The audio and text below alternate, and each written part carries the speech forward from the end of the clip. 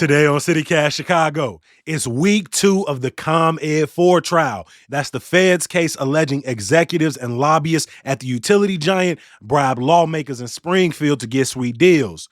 WBEZ state politics reporter Dave McKinney tells what we've learned so far in one of the state's largest political corruption cases in more than a decade, and what's still to come. It's Monday, March 20th. I'm Jacoby Cochran, and this is what Chicago's talking about.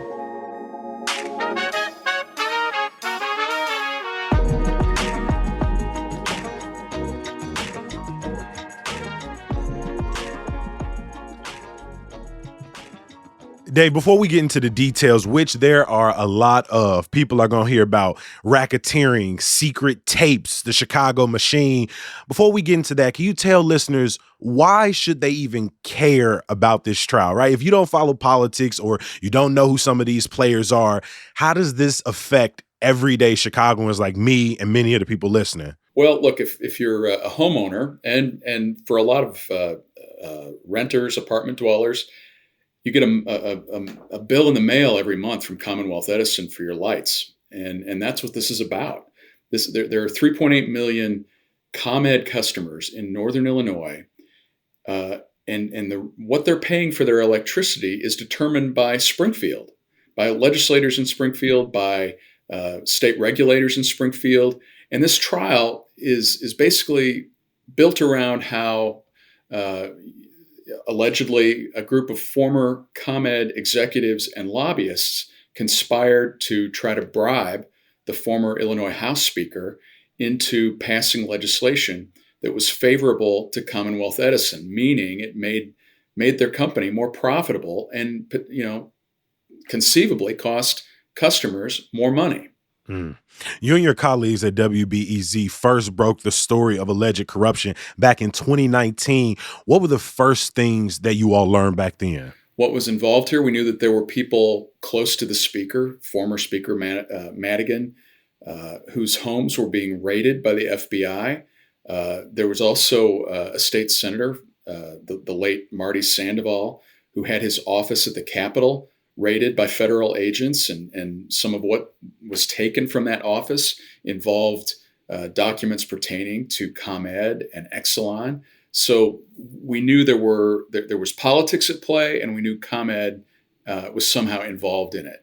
And then subsequently in 2020, the feds and ComEd reached an agreement in which the feds they offered to set aside a bribery charge against ComEd in exchange for ComEd cooperating with their ongoing criminal investigation for 3 years and agreeing to pay a $200 million fine, which is a record for one of these types of agreements in the Northern District of Illinois.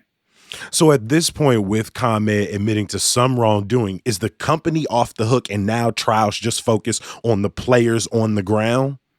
That's accurate. They are not going to be subject to any criminal charges here. It's the former CEO of ComEd, Anne Pramaggiore. In business circles in Chicago, she was one of the rising stars, one of the most prominent, if not the most prominent, female business executive in Chicago while she was at ComEd and later at Exelon. There is an underling of hers named John Hooker. He worked at ComEd for decades, became a consultant. There's another guy named Jay Doherty who was a consultant / lobbyist for ComEd. He ran something in Chicago called the City Club of Chicago, and it was a place where business and political insiders would meet. And then finally, the other player in it is this guy named Mike McLean, who is the consummate Springfield insider. He served in the legislature with Madigan back in the 1970s, and then beginning in the early 80s, became a lobbyist, and one of his earliest clients was ComEd. And for decades, McLean represented ComEd, and McLean was really kind of the consigliere, you could say, for all the Godfather fans out there that to Madigan, where there probably was no closer advisor that Madigan had than Mike McLean.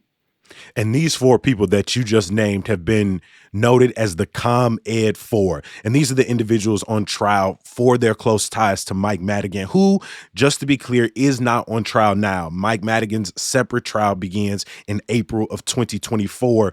What exactly are these four individuals being accused of? Well, they're, in the most basic terms, they're accused of being involved in a bribery scheme to shower Madigan with, Madigan's political supporters, to shower them with, high paying jobs at ComEd that involve little to no work. The end aim here was by rewarding Madigan's political supporters with jobs like this, all in an effort to try to have Madigan go easy on whatever ComEd wanted to get passed through Springfield. And there were some major pieces of legislation that passed between 2011 and 2019 when this scheme was hatched.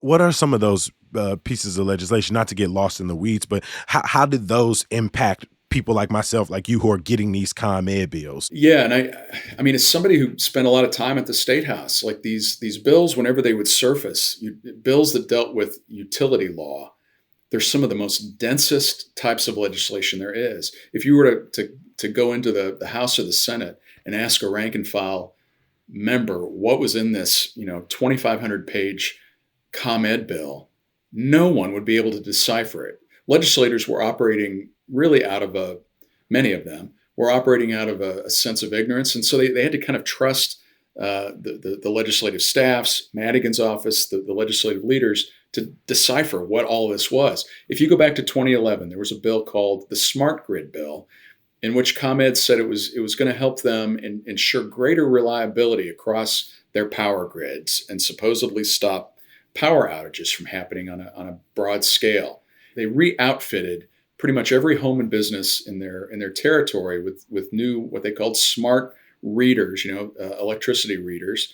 But at the same time, they also slipped in language that changed the way that their rates were calculated, and that's where consumers, to your initial question, why should consumers care? Well, that bill in particular, that law changed the way ComEd was able to set its rates. And the result from that, if you talk to consumer activists like Illinois PIRG is one of them, Illinois AARP is another, they will tell you that that act alone cost Illinois ratepayers hundreds of millions of dollars since 2011. And so you can see right there, that is the dollar and cents, the pocketbook piece of this that matters.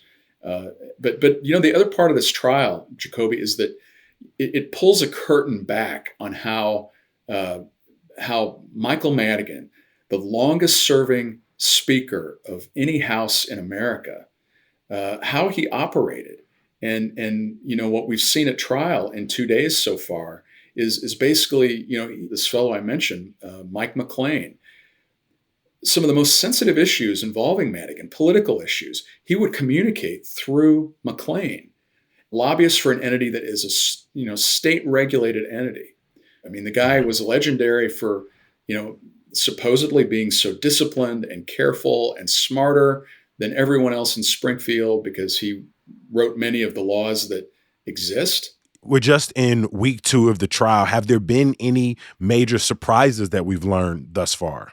Well, on Thursday, there was a major surprise. When the Me Too movement hit, it did not spare Springfield. There were some legislators who got ensnared in that and lost their jobs. And one of them was a state representative from Skokie named Lou Lang. He was accused initially by a woman of sexual harassment. And there was an investigation that occurred, and he was cleared of that. And what we learned last Thursday was that there was an additional set of accusations that never became public involving Lang. There was a woman who claimed that he had invited her up to his hotel room to talk about a bill at one point and was prepared to make public accusations that she had been sexually harassed by him. She offered not to go public with that so long as Madigan did not elevate Lang into leadership again. And so what we heard in court last Thursday were a series of recordings that involved Madigan and McLean and Lang talking about this situation. Madigan was very concerned about it, wanted him out, wanted Lang out of this job, and designated McLean to be his emissary to communicate that to Lang. The whole courtroom turned silent when those Madigan tapes were played because it was the first time that we've heard Madigan's voice, during this criminal trial. Just very quickly, how much do they have? I've heard so many headlines about these tapes. Just how many of them are there? Well, during opening statements, the prosecution said that they intend to play more than 100 recordings that they have, and that's an avalanche of recordings that they have involving these four defendants. It's very interesting with these juries. When they hear these recordings, they often have a very profound effect on juries. In the face of all of these witnesses, all of these tapes, what have we heard from the ComEd Force defense so far? Well, I mean, about this particular situation, what one attorney for the attorney for McLean argued was there's nothing illegal about the Speaker of the House conveying a message to someone through an intermediary. Nothing illegal about that. And arguably, that's probably accurate. But when you sit back for a moment and you think about the person who is delivering these types of messages for the Speaker of the Illinois House happens to be a lobbyist for some of the most powerful corporate players in Illinois with business before Madigan in the Illinois House, it becomes pretty clear that if nothing else, in the most innocent construction, there's a pretty clear-cut conflict of interest going out here. Dave, you've so clearly covered Illinois politics for a long time. As we listen to you, you have such a deep well to pull from, which in a way makes me think we know what Illinois, Chicago's reputation is, that corruption in Illinois go hand to hand like peanut butter and jelly. You've covered former Speaker Madigan for a long time. You know the power he wielded for decades. If the feds convict any of the ComEd Four, do you think that will have a real impact on the way politics and business is done in Illinois? Well, I mean, anytime that these high-profile political corruption trials, there's always a rush in Springfield to try to get political cover, to pass some sort of ethics plan that, on paper it looks like it does something, but in the end, it may not be it typically is never as tough or as strident as good government groups want. And it always kind of reminds me, we're very, very early in my journalistic career. One of the things I was assigned to do as a general assignment reporter was to cover this situation in the northwest suburbs in which a husband and a wife were serial bank robbers. And they were just holding up these bank branches over and over and over again, not getting caught. And then finally, the feds did catch up with them. But the long and short of it is, during that coverage of all of that, I had an FBI guy tell me one time that bank robbers think that they're always smarter than the last bank robber that got caught. And I would say that same kind of overlay works with politicians. And I don't mean to, with a broad brush, paint every politician in our government, state and local, as corrupt, because they're not. But the ones who are, it's amazing how they can live through a Blagojevich or live through a George Ryan or any of these other cases, Madigan especially, because he lived through it all, and sort of think that they are smarter than the last person who got caught.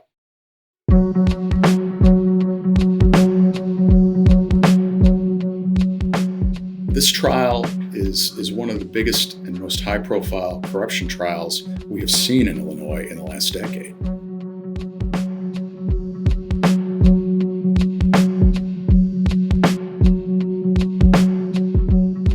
Just listening to you answer that, I can already imagine people thinking, yeah, I won't move like Mike Madigan or your Ed Burks. They were dinosaurs. They didn't know that technology would come back and catch them. I'll do it better. And the truth is, you probably won't. And we're going to be having this conversation yet again about another crop of politicians. Dave, I appreciate you joining CityCast to update on the ComEd 4 trial.